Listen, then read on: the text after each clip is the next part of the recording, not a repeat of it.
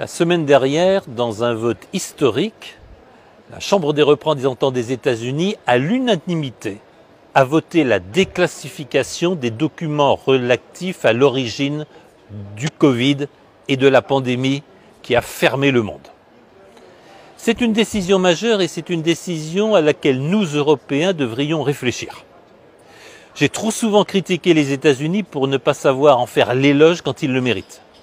Il faut bien reconnaître qu'en ce moment, entre les témoignages courageux de mains acteurs de la lutte contre la pandémie devant le Sénat et la Chambre des représentants, notamment sous le questionnement de Rand Paul, à la suite des interventions du professeur Malone, à la suite des enquêtes de professionnels de l'investigation comme Matt Taibbi sur les Twitter Files, à la suite aussi du dévoilement progressif de toutes les questions de santé publique que posent les vaccins contre le Covid-19.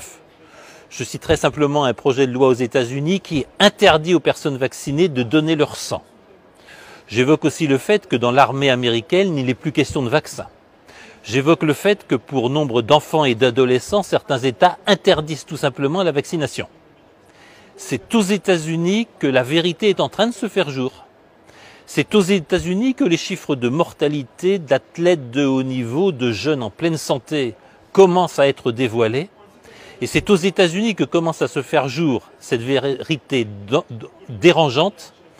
La vaccination obligatoire contre le Covid-19 n'aurait-elle pas gravement porté atteinte à la santé publique, détruit l'immunité naturelle et condamné une partie de la population à périodiquement se faire vacciner sans fin?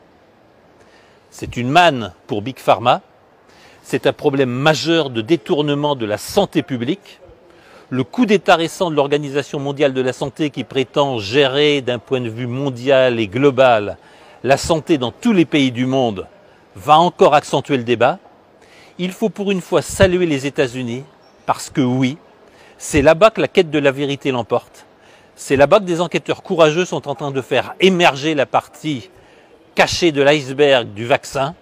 Et c'est peut-être des États-Unis que viendra une lumière que l'Union européenne a toutes les raisons de redouter, que beaucoup d'États ont toutes les raisons de redouter, mais qui est une question de santé publique et, j'ose le dire, une question de salut public.